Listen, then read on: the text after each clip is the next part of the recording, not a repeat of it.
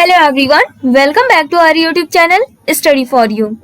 Friends, आज का हमारा टॉपिक है संवेग। आज हम जानेंगे संवेग का अर्थ और इसकी विशेषताएं, meaning and features of emotions. बिल्कुल, इमोशंस जिसे आप लोग सुनते तो बहुत है, बट मनोविज्ञान में इसका क्या अर्थ है उसके बारे में हम आज डिटेल से पढ़ेंगे। तो इस वीडियो को पूरा अंत तक देखें जिससे कि आपको संवेग के बारे में कोई भी डाउट ना रहे। तो आइए स्टार्ट करते हैं और जानते हैं संवेग। संवेग का अर्थ, मनुष्य अपनी रोजाना की जिंदगी में सुख, दुख, भय, क्रोध, प्रेम, ईर्ष्या, घृणा इन सभी को अनुभव करता रहता है। प्रतिदिन हमें कभी सुख होता है, कभी दुख होता है, कभी किसी के प्रति भय होता है, कभी क्रोध होता है, ठीक है, कभी किसी के प्रति प्रेम उत्पन्न होता है, तो घृणा भी उत्पन्न होती है।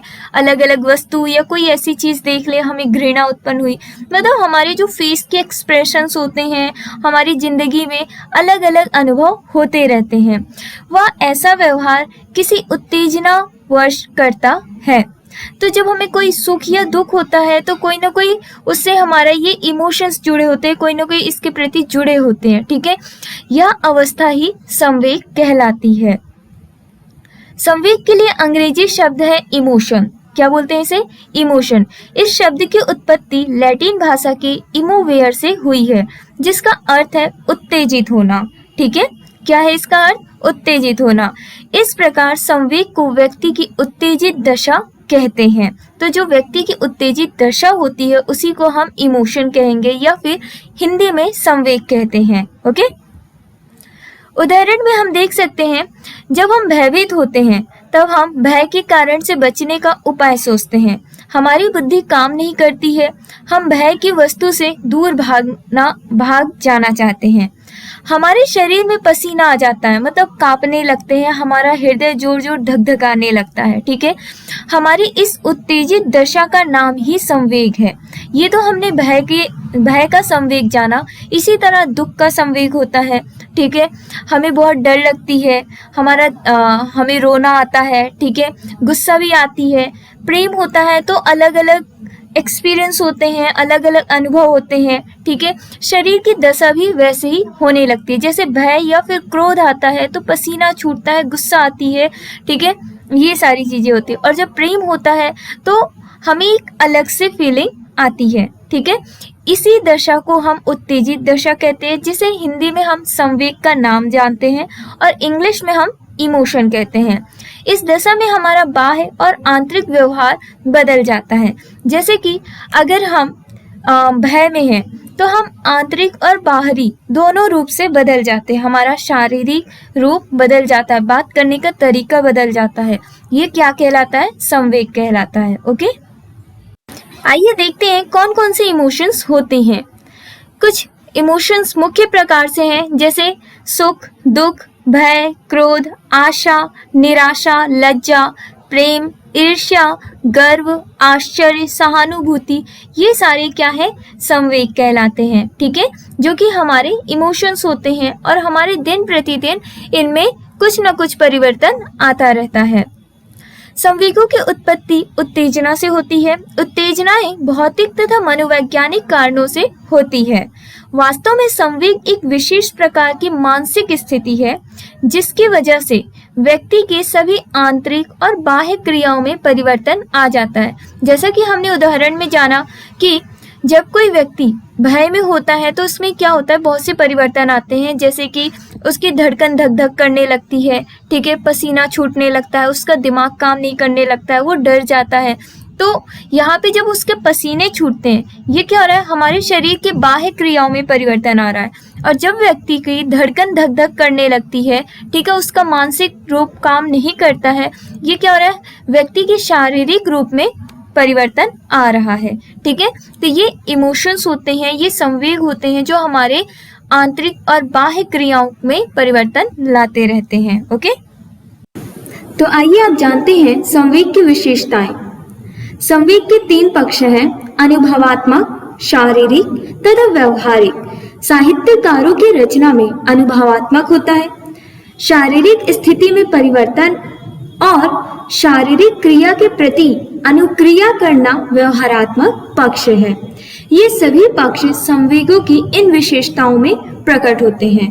बिल्कुल, जो इमोशंस होते हैं वो हमारे एक्सपीरियंस पे डिपेंड करते हैं, हमारे शारीरिक परिवर्तन लाते हैं, और जो हमारे व्यवहार से संबंधित हो वो संवेग के तीनों पक्ष होते हैं। ओके, स्काउट का कथन है कि प्रत्येक विशिष्ट प्रकार के संवेग में कुछ विचित्रता होती है जिसके अनुभव, जिसकी परिभाषा नहीं की जा सकती है। बिल्कुल, हर एक इंसान का इमोशन अलग तरीके से प्रकट होता है और सबके अलग अलग तरीके। ऐसा नहीं है कि कोई प्रेम किसी को भय लगता है तो उसको पसीना छूटता है तो दूसरे को भी पसीना छूटे, ऐसा कोई कंपलसरी नहीं है। तो वही कहा गया है कि हर एक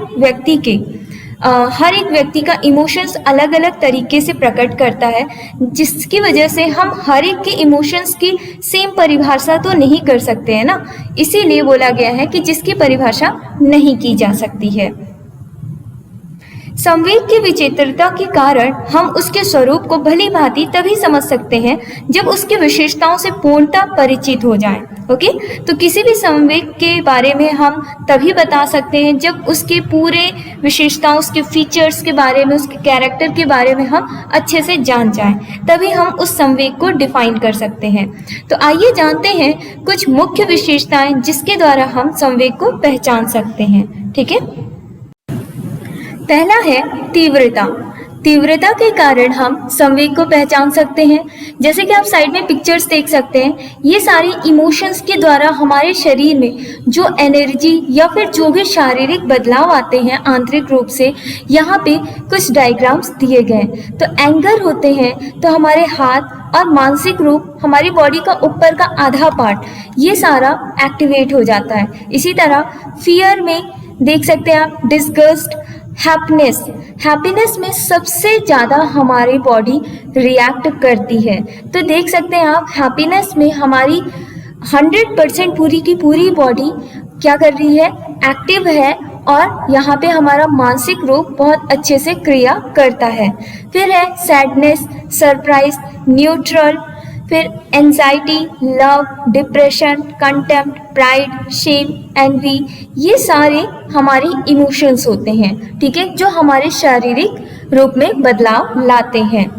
तो पहला है तीव्रता, दूसरा है व्यापकता, तीसरा है व्यक्तित्वता, चौथा है संवेगात्मक संबंध, अगला है स्थानांतरण, फिर सुख या दुख की भावना, विचार शक्ति का लोप, पराश्रयी रूप, स्थिरता की प्रवृत्ति, व्यवहार में परिवर्तन, मानसिक दशा में परिवर्तन, आंतरिक शारीरिक परिवर्तन, बाह्य शारीरिक परिवर्तन होते हैं।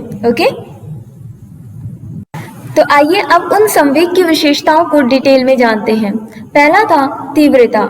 संवेग में तीव्रता पाई जाती है और वह व्यक्ति में एक प्रकार का तूफान उत्पन्न कर देती है।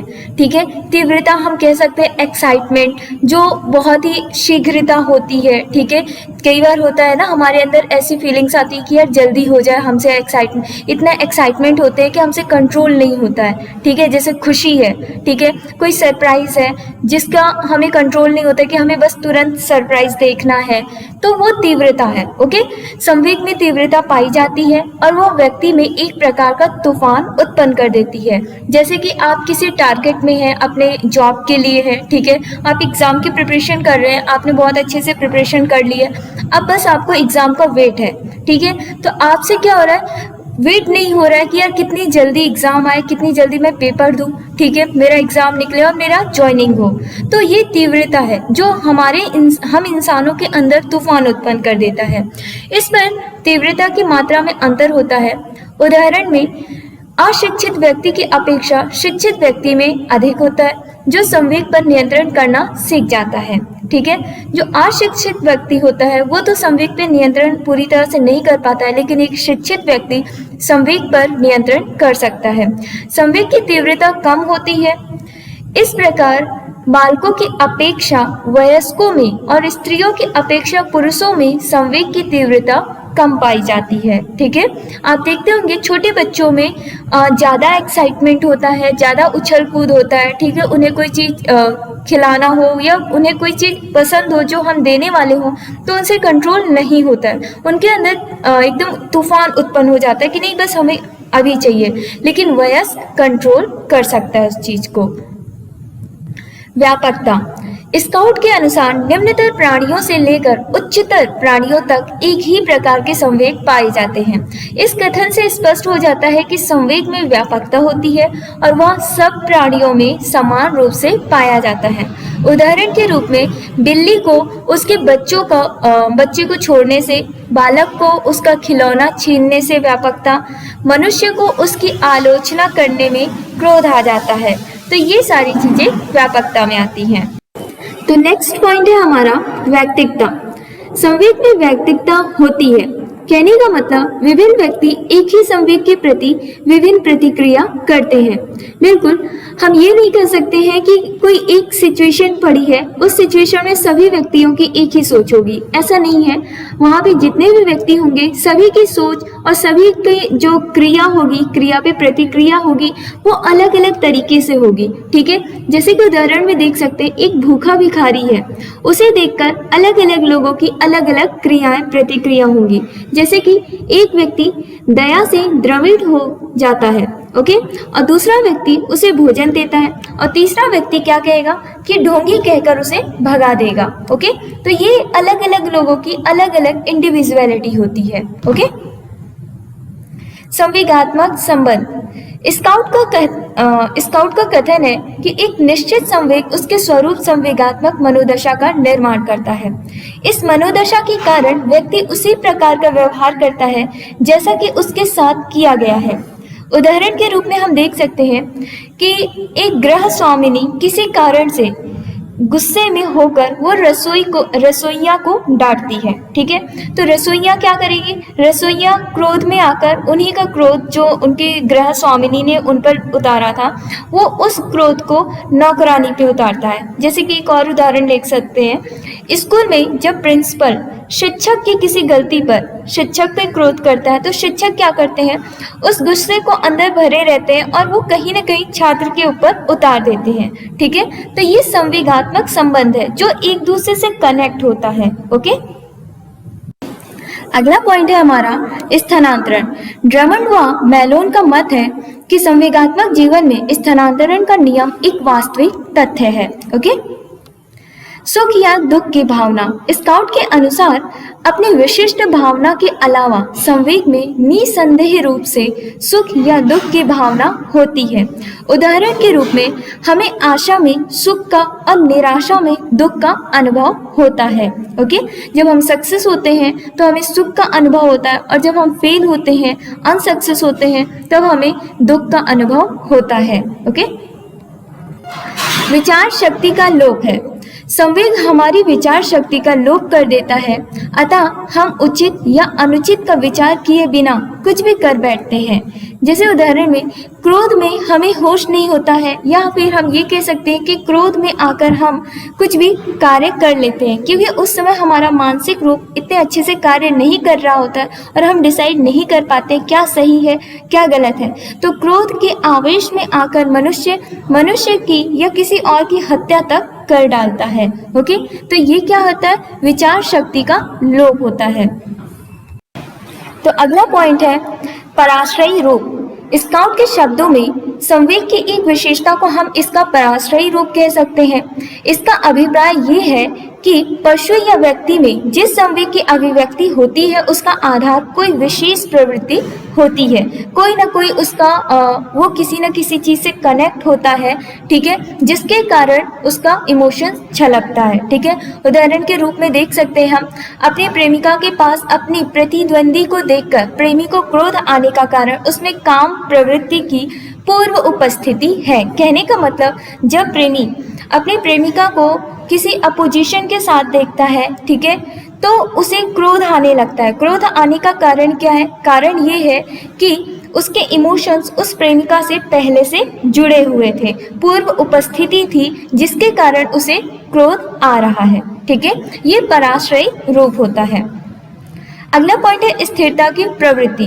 बिल्कुल, जो इमोशंस होते हैं, जो संवेग होते हैं, उनकी स्थिरता एक जगह से दूसरी जगह ट्रांसफर होती रहती है। जैसे कि जब बॉस अपने एम्प्लॉय को डांटता है, दफ्तर में, ऑफिस में डांटता है, तो जो एम्प्लॉय होता है वो बॉस को तो डांट नहीं सकता, ना ही तो ऑफिस में कोई रिएक्ट कर सकता है। तो वो उसके अंदर वो इमोशंस भरे होते हैं, वो गुस्सा भरा रहता है, और वो घर में जाकर अपने बच्चों को या अपनी फैमिली को डांट पीट कर निकालता है। ठीक है। क्रिया की प्रवृत्ति स्काउट का विचार है। संवेग में एक निश्चित दिशा में क्रिया की प्रवृत्ति होती है। तो क्रिया की प्रवृत्ति कैसी होती है? संवेग में एक निश्चित दिशा में क्रिया की प्रवृत्ति होती है। तो फ्रेंड्स, ये था आज का हमारा टॉपिक। मैं उम्मीद करती हूँ कि आपको अच्छे से समझ में आया होगा। इसमें और भी कुछ पॉइंट है, जैसे बाहरी परिवर्तन आता है, आंतरिक परिवर्तन आते हैं। ठीक है। आंतरिक परिवर्तन में जैसे हमारे धड़कन की धक धक होने लगते हैं, शरीर कांपने लगते हैं। ठीक है। ये सारी चीज़ें होती हैं। हमारे ब्लड प्रेशर हाई हो जाते हैं या लो हो जाते हैं, ये आंतरिक परिवर्तन होता है। और बाहरी परिवर्तन क्या होता है कि जैसे कि पसीने छूटने लगते हैं, आंसू गिरने लगते हैं। ठीक है। और फेस रेड हो जाता है। तो ये सारी चीज़ें जो हैं, ये हमारे शारीरिक बाहरी परिवर्तन होते हैं। ओके। तो ये था आज का हमारा टॉपिक, जिसमें हमने संवेग के बारे में जाना।